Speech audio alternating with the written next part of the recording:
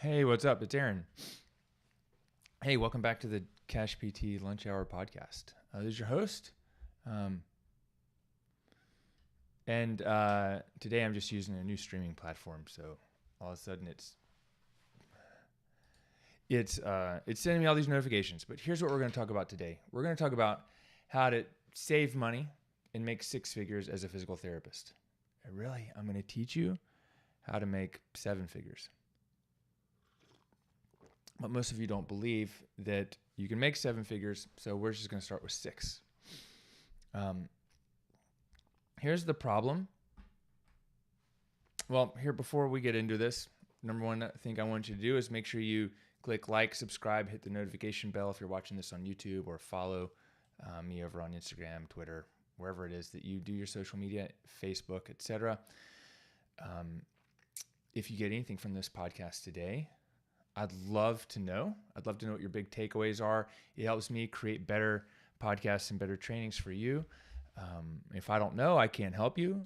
That's one thing I tell our Platinum Mastermind members. So if there's a place to leave a comment, that'd be amazing. If you're so inspired, go leave us a 5-star rating and review over on iTunes.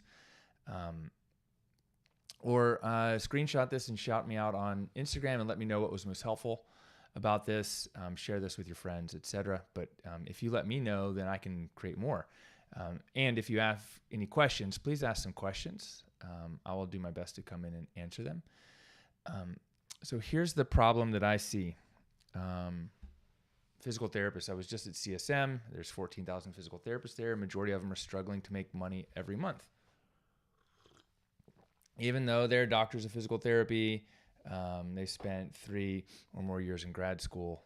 They have prestigious education, but maybe not in a prestigious job, but not prestigious pay. Okay, you have hundreds of thousands of dollars in loans, but yeah, you're unable to get a job to help you pay them back or feel like you can actually afford to buy a house. We're just talking about that. We've had 3 or 4 of our mastermind members in the last year or so buy new houses because their businesses have grown enough, which is amazing. Look, the other problem is no one ever taught you how to manage your money. No one taught me how to manage my money.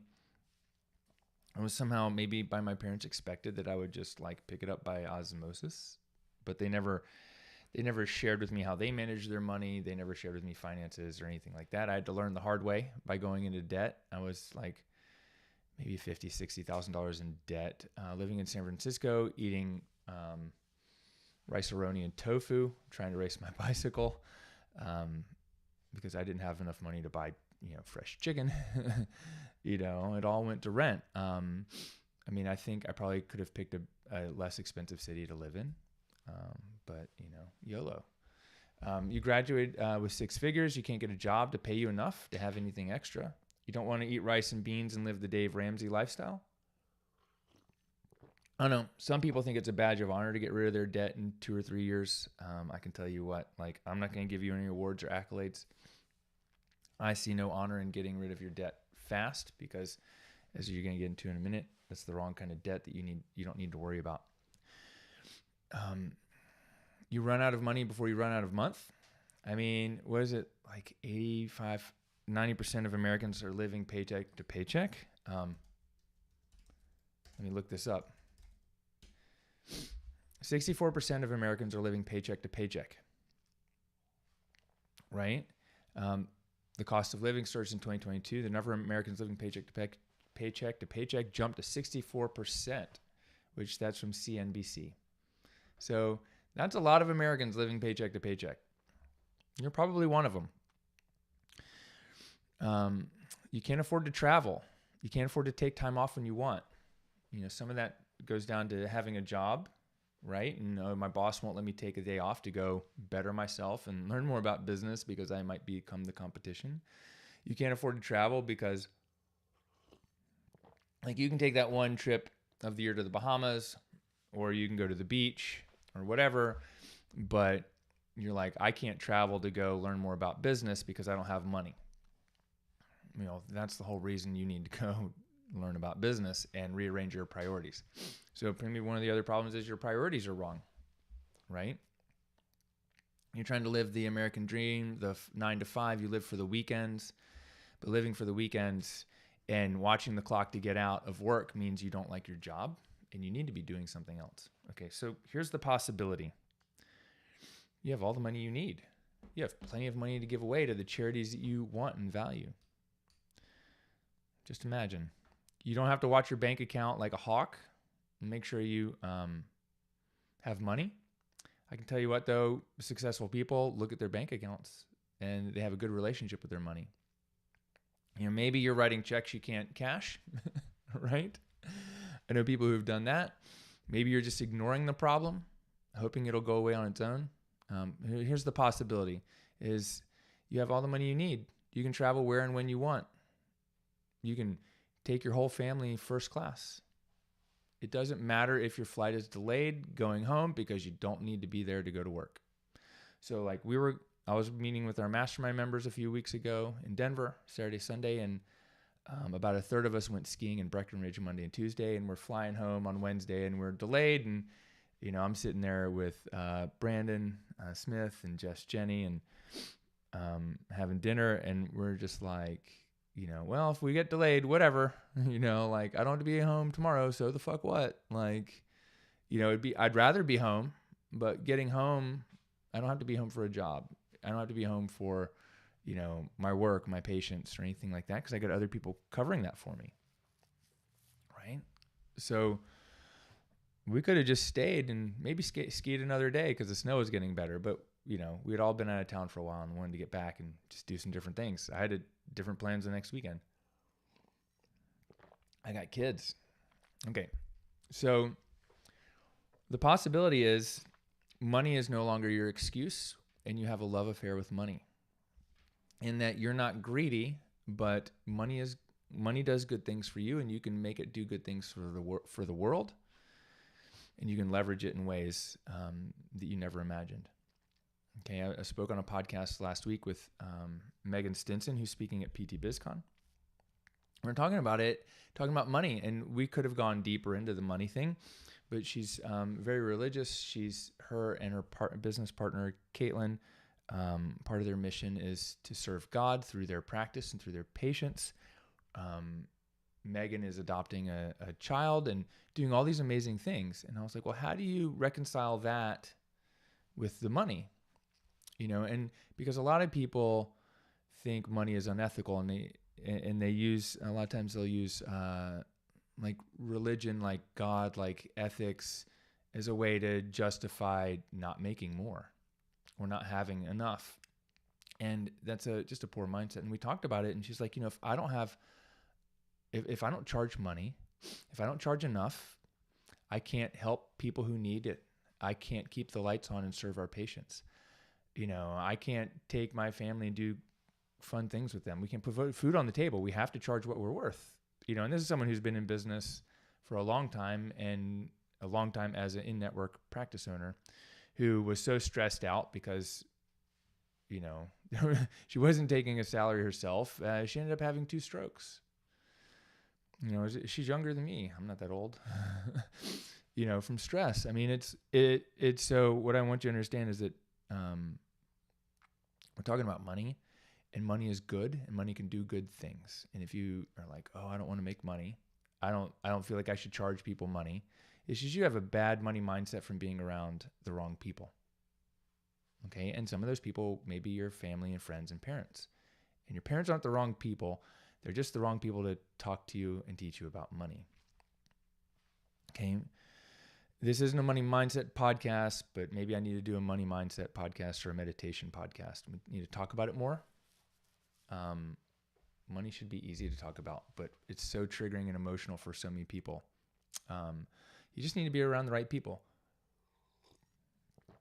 We're going to talk about how you can do this. And I want you to be able to make 6 figures. I want you to be able to make plenty of money so you can pay off your loans in the right amount of time and in the right order. But the number one thing I want you to really understand is that you cannot save your way to wealth. You cannot save your way. You're just never going to save your way to wealth. It's just not going to work. Okay. You can You can go to Starbucks every day and spend $5 there for a drink. Okay, you can go to Starbucks every day and spend $8. Just cutting out Starbucks isn't going to make you wealthy or get you six figures. Okay? You understand that? Spending 10 hours trying to figure out which credit card processor is the cheapest so you can save 2% on your fees isn't going to make you a millionaire. Trying to figure out, like, eating rice-a-roni ain't going to make you a millionaire. Those aren't the things that are going to make you a millionaire. Being mindful about your expenses is important. But instead of, let's say, this credit card fees, instead of spending a couple hours trying to figure out which credit card company or processing company is the cheapest and posting in internet forums and all these things, you should be spending that time going and doing a workshop or being in front of people or connecting with other people who are referral partners for you. It's a much better use of your time, because one new patient can bring in $1,000, but one new credit card merchant might save you $300 a month. And the higher volume you are, maybe it'll save you $1,000 a month, but that's really high volume, and one new patient can bring in $1,000 a month. So I just need you to keep those things in perspective. So, where did my notes go? Let me just pop back. There we are. Okay, so you can't save your way to wealth. So here's a couple things. Everyone's talking about, I don't want to spend money. I can't spend the money, right? I don't have the money. This year's not the right year. Next year is the right year. Maybe next year. Next year, if it's not now, when? Right? Next year is just an excuse to keep delaying your dreams. Okay? So what you need to understand is there's different types of money and different types of investments. And everyone's like, I can't possibly spend the money, to learn how to grow my business, is basically what people say a lot of times, because what they're not understanding is how money works. Okay, so there's some bad investments. Like, let's say you graduate, you're now your doctoral Bauer, and you're like, sweet, I'm making $85,000 a year. I don't have kids. Let me go buy a house and buy a car. And now I've got this big fat car payment, and I've got a home. And yeah, the home's a good investment. And I've got this car, and let me go buy the new TV and buy all the stuff at IKEA and whatever. Okay, great. If you're going to be happy working as a PT for 20 years and you don't want kids and all these things, like, good. I mean, a home may not be a bad investment. I mean, it's really not. We can argue it. Like, some people are going to say, don't live in the home you own. Rent the one you own and own the one you rent. But that's a little bit more advanced kind of thinking. Something just flew in my eye.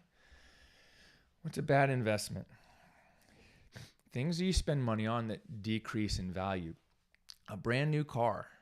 Like, I've only bought one brand new car, and that was last year, and I bought it through my business.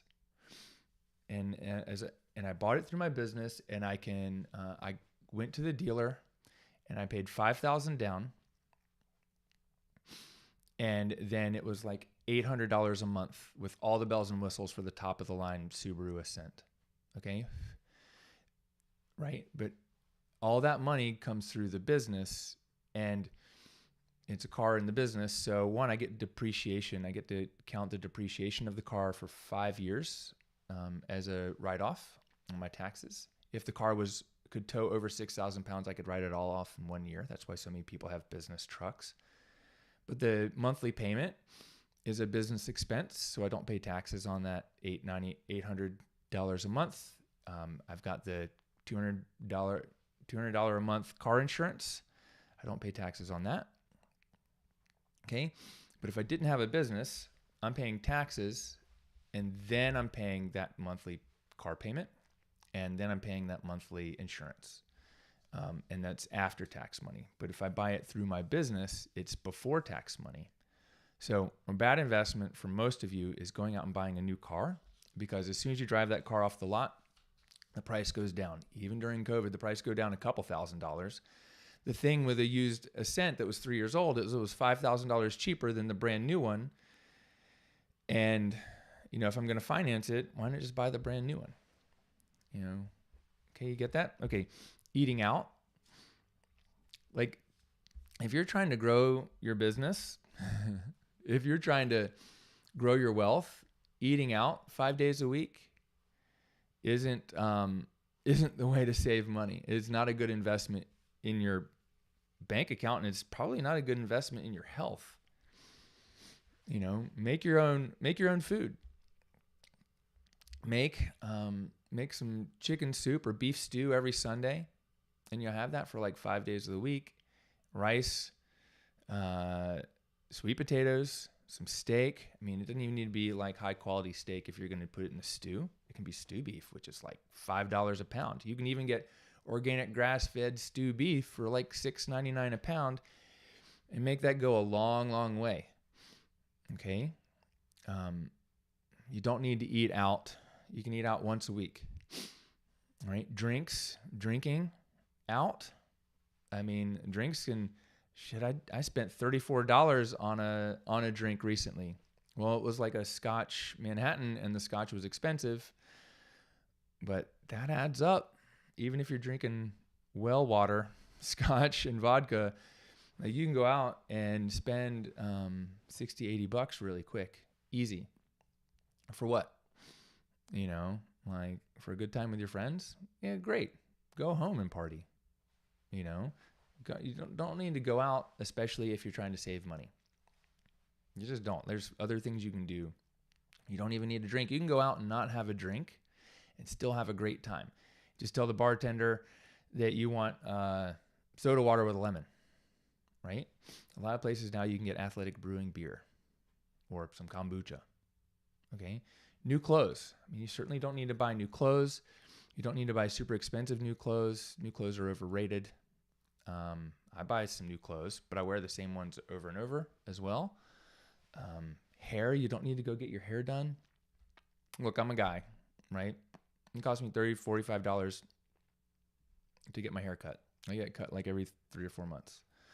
I have had some clients who are women who are spending $200, $250 on their hair or more every month. I just want you to understand that that's a luxury. And if you have a job making $60, $70, $80, even $90,000, even $100,000, like you're gonna, maybe you could do without that for a couple months and have a couple extra $100 that you save or invest in your business to grow it long term. Ribeye steaks, like I buy ribeye steaks, but you don't need to buy ribeyes. You don't need to eat ribeyes to live a healthy life, because as soon as you eat it, it's gone. Renting an expensive apartment. Like you don't need to live in the nicest place in town right now. It's like, I think a lot of these things that are in bad investments are things you spend money on it and you get nothing in return other than status, right? So you get status. What does status do for you? Nothing. Status doesn't help you make more money, help more people. It helps you feed your ego. So what are good investments? Good investments are things that you invest in yourself. Your education as a physical therapist. That's a great investment. Like I would never walk that back. Even if, it's getting bleaker and bleaker and, we've told more people to not go into PT.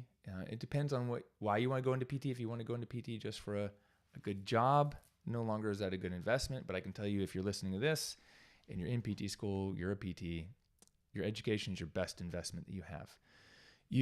So your education as a PT, your education as a business owner, as a better person, personal development, these are all good investments. A course.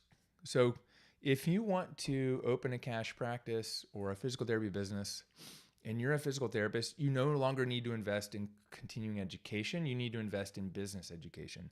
So saying, hey, I'm going to spend a year getting a residency or OCS or get the specialty certification in manual therapy. That's all cool. Like, you do not need that to get started. And I would say, unless you need the Con Ed hours, you do not need to go and do those things, especially between year 0 of your business and year 3. When your business is growing and it's thriving and you're like, sweet, I got all the time and money I need, then go back and do all these other specialty certifications because you want to, but do not use them as a way to delay starting or as a justification for getting patient great results. Because I got better results than most of you when I was only a massage therapist. And that's just the truth.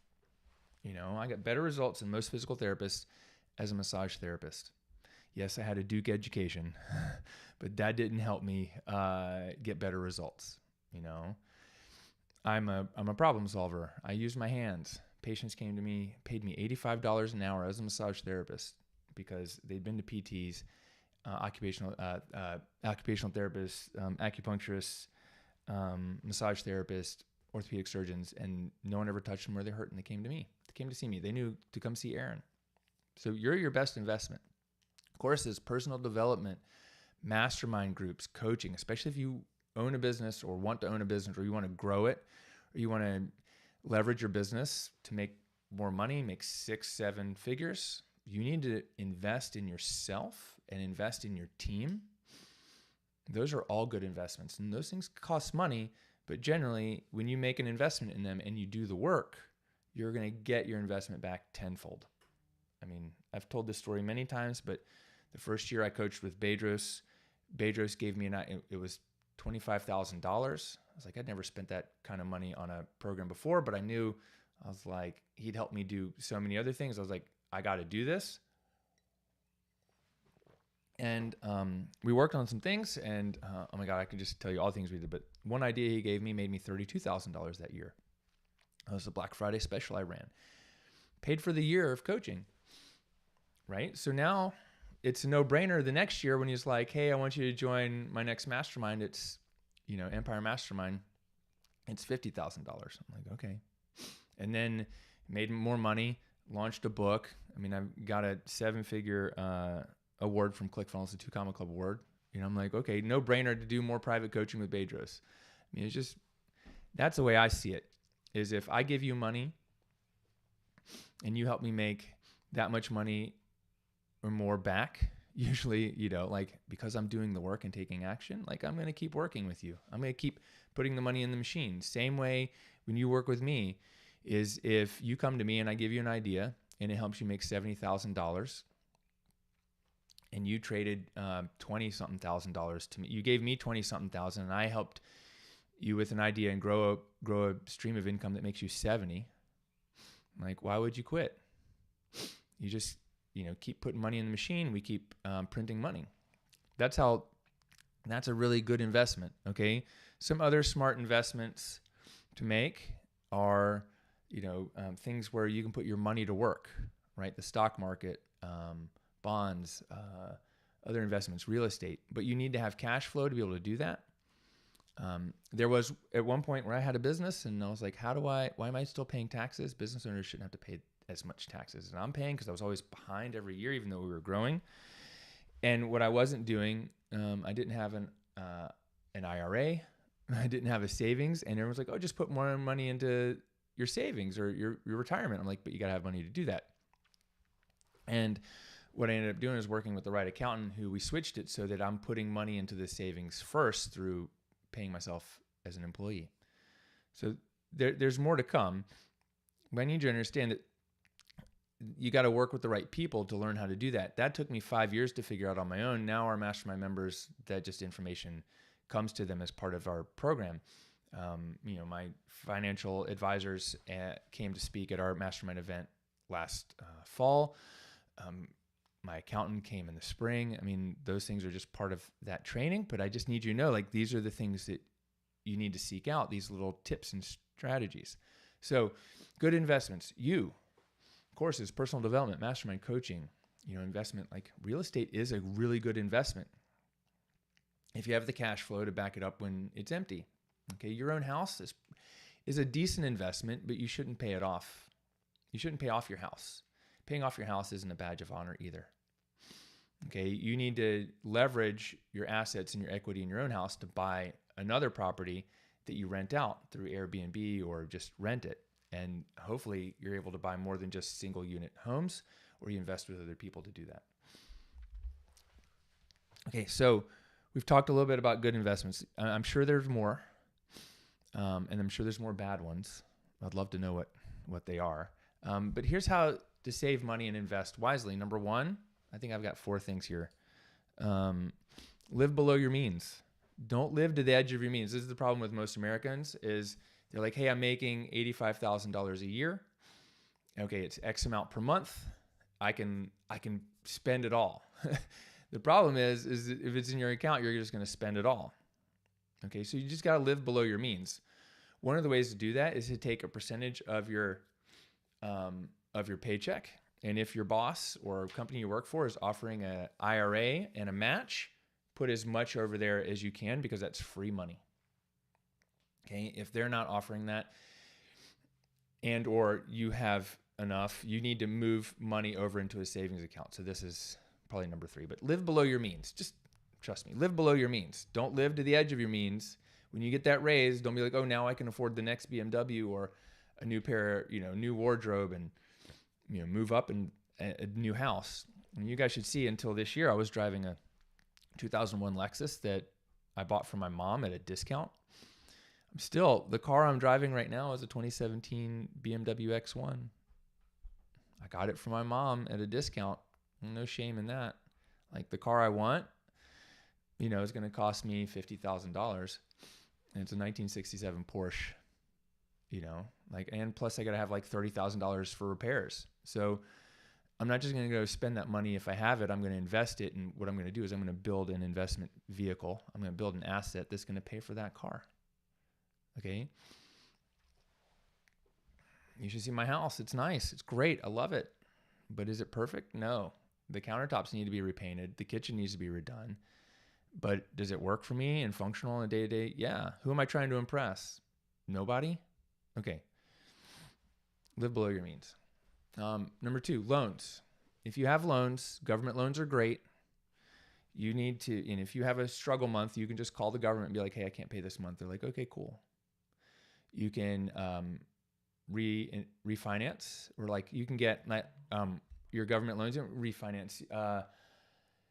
You can, instead of just paying the regular rate, you can do an income-based repayment, which is especially helpful if you're starting a business, because if you start a business, your income in that first year is going to be pretty low. So maybe the first time you're doing it based on your income as a job, but as you move out of your job and into your own business and you write more things off, those payments are going to go down.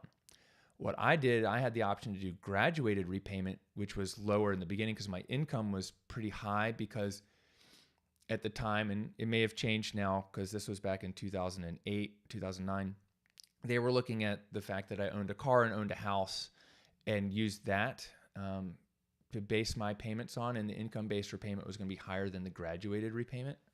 So the graduated repayment plan, yes, it would balloon up at the end, but I knew I had about 10 years before it really got out of control and I could do something else about it or maybe pay it off, which I did. I paid off my student loans in about 10 years. But I didn't do it all in the beginning. I did it heavily at the end when I was making excess income in my businesses, that I moved it to the student loans because that was the best debt to pay off. Okay, do not consolidate your federal loans into private loans, even if you can get a lower rate. Don't do it, because the government loans, they go away when you die, and they're not a liability on your dependents, the people that you leave behind, or your estate, but private loans can and probably will. So keep your federal loans federal, and you can do, if you already have, and then if you have extra private loans, figure out what you can do with those. Maybe you consolidate them into a better, lower rate. At the time, I was able to consolidate my federal loans into another federal thing, but keep it federal. Don't move it private, because that'll screw you up. Okay, number 3. Here's what we're going to do is we're going to set up a savings account, or if you already have a savings account and you have a business, you're going to set up a profit first account. We teach profit first to our mastermind members, but here's what you're going to do. You're going to set up a second account somewhere, and it can be in your current bank or even at a different bank. But at the current bank just makes it really easy. Just going to set up another account and you're going to nickname it savings or rainy day fund or profit first account. And then you're just going to make an automatic transfer from your regular checking to that account that happens every week, like $20 or $100. And it's just going to go in there on a regular basis. It's an amount of money that you won't miss, but it's just going to go in there and fill up that savings account. Okay. And now you're going to build it up so until it has 6 months worth of expenses. So if you spend $10,000 a month to live, build it up till it has $60,000. Okay. The way a profit first, so maybe you already have that as a savings. That's a savings account. The way a profit first account works, which is slightly different, but it's the same thing. You just fill it up slowly. It's more of a business account rather than a personal side account, but the profit first account is like a business account. And you move money from your business into the profit first account. Same thing every week, 20, 50, 100, 1,000, whatever, enough that you won't miss it, but it just goes in there. And you start slow and you can always take these and increase them. And then the way a profit first account works is at the beginning of every quarter, you take 50% out, you give it to yourself as an owner's draw, and then you take a percentage of that and you go celebrate. You go get ice cream, you go out to a nice fancy dinner. Maybe once it gets to be $50,000, you go on a trip to Disney. I don't know, something like that. But what you need is a savings account that slowly fills with an automatic transfer that you won't miss. So when that money is not in your checking account, you won't spend it, and it'll be in this other savings account. Once you get past like 6 months worth of expenses, anything beyond that needs to start going into investments, IRA, bonds, something else other than just sitting cash in your bank. Okay, because if inflation's so high, you need to be in like the stock market, you need to be invested in some real estate or whatnot. Number 4, if you're young, especially if you're young, you need to start a Roth IRA. Okay, I don't qualify for a Roth IRA anymore, but what a Roth IRA does is you put in after-tax money now into this Roth IRA. And it grows for 30 years.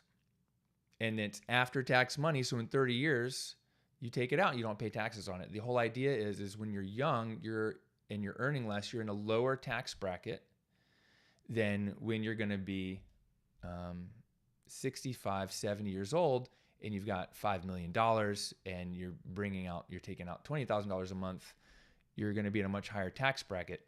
So especially when you're young, you want to put money into a Roth IRA. Okay, one of the ways I've helped a few people do this recently is using an app. The app is called Betterment, Betterment, Betterment app. Just get in there, get the app, sign up, verify yourself, verify your bank account, and start by put like $100 in there. And I can't remember all the options, but basically you want a Roth IRA, and you just want to use, I think that Schwab or something like that. You just want to use their Schwab managed fund, and you just put it in there. You could do your own management and whatever. Just do the one that's like the easiest, no-brainer one. You're young, it should be a little bit more aggressive. And then you just set it up so every week it just sends $20 in there and auto invests it. Okay, or maybe $100 every week. The more you can put in there after 20, 30 years, the more that's going to balloon. And there's some great places to go to find investment calculators. But you can see if you put something in and it grows at 8%, and you put in $1,000 a month, we're talking like $3 million. I mean, you're just gonna get a ton of money, because what happens is after year 20, it starts to really compound the size. And remember, this Roth IRA is after tax. So the more gains you have, you're not going to pay taxes on the gains. Okay. So Roth IRA, Betterment app, like if there's one thing that you do and you're under the age of 30, or you're making less than $100,000, you just go do this right now. Okay. If you start making more and you no longer qualify to contribute to a Roth IRA, no big deal. If you're making more and you want to move it somewhere else and you use a financial advisor, no big deal. They just move that funds into their thing and all's good. One of the things that I'm doing is we have for the business, it's a simple IRA. Your investment advisor, tax accountant can help you decide which one is the best and how to help set it up. But you should be putting money in there. If you're an employee, like I said, and your employer offers a match, whatever they're matching, that's free money for you. And it's straight up free money. You should be taking advantage of this. Most employees don't take advantage of it because they want money now. They're short-term. They're short-sighted with their money rather than long-term. You need to be long-term sighted with your money. So take advantage of it. Okay, those are the 4 ways. Remember, like I talked about saving money, but we're actually not saving, we're investing. You see the difference? We're going to put your money to work. I need you to know money's good. Money is everywhere. And even in an economic recession, money's still exchanging hands. You just need to go find your money. You need to solve a big problem. Range of motion for my shoulder, joint stiffness, mobility, that's not a problem people want solved. People want to be able to walk on the beach with their loved one. They want to be able to drive to Michigan to go to a wedding. They want to be able to pick up their grandkids. They want to be able to take their kids out of the back seat of the car so that their daughter can go to work. Okay, here's some other ways to make $100,000 as a physical therapist. Number 1, outpatient orthopedics is probably not going to get you there, but occasionally it can, and you can be an intrapreneur. That's that's an employee with an entrepreneur mindset. And as you help the business grow and you show value to the business and the business owner, there'll be opportunities that come up where as you help the business grow, you can also get a percentage of the profits, or that's something that you could ask for.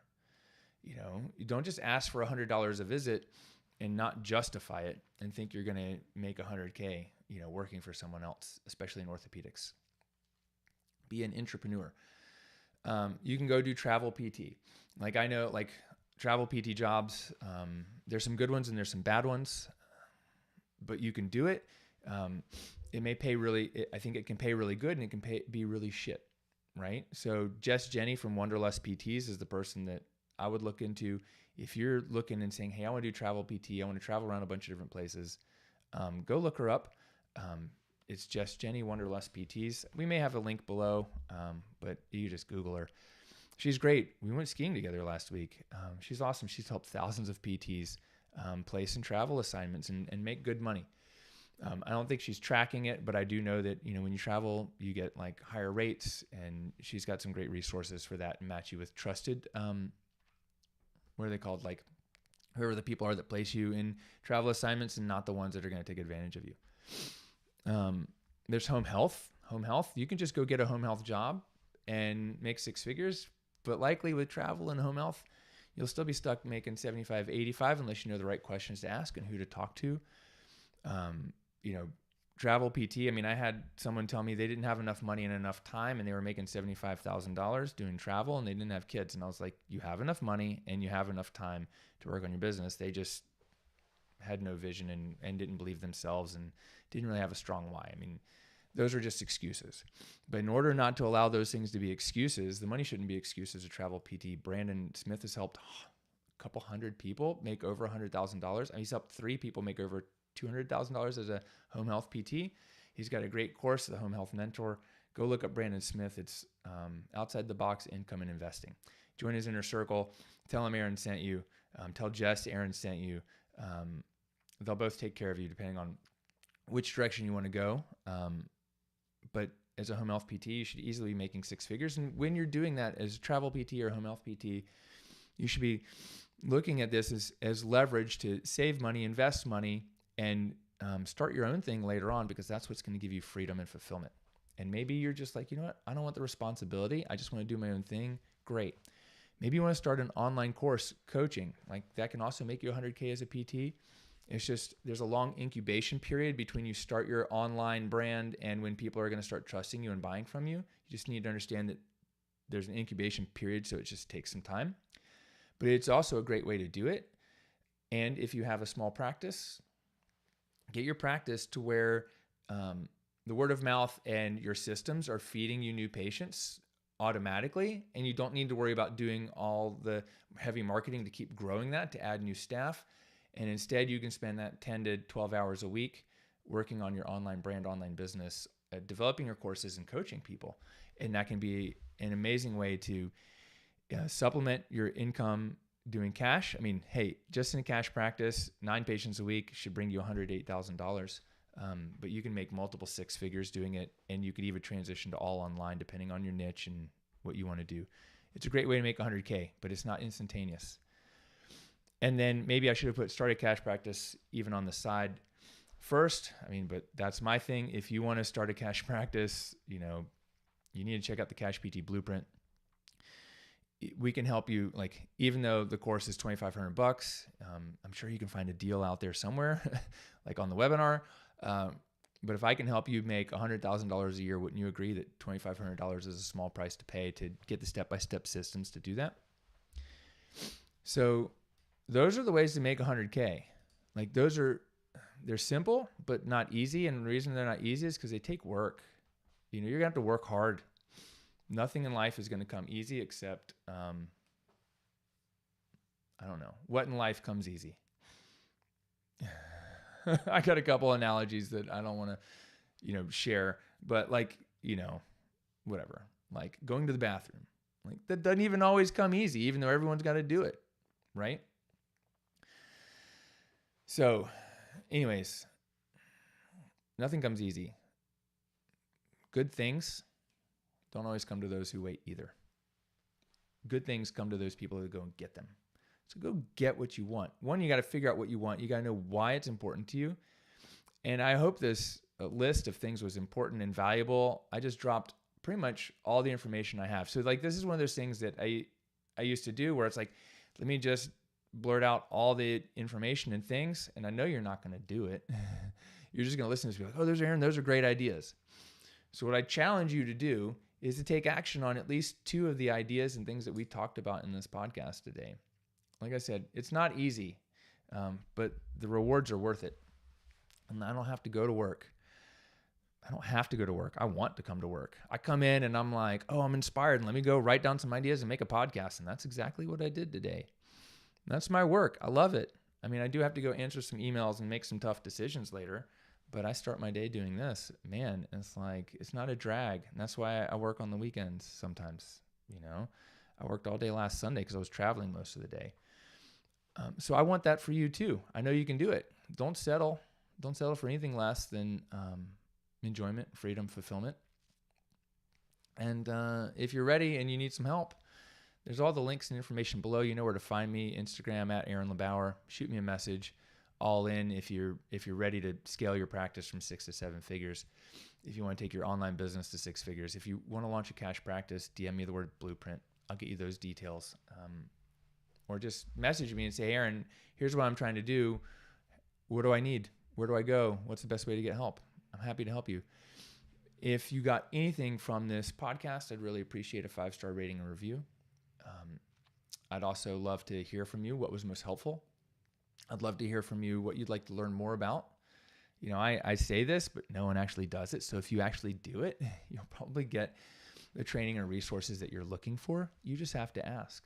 But most people are afraid to ask. Or they just have to spend $2,000 a month and then they get all their questions answered and they're not afraid to ask because they've put their money where their mouth is and they're ready to do the work and they go and crush their goals and build a massive, amazing life for themselves. So just let me know. Give me a shout out and I'll see you on the next show. Like I said, go out there, crush it, find your money, stop trying to save your way to wealth. Go invest your money, your time, and effort into building a life of freedom and fulfillment. I'll see you on the next show. Peace out.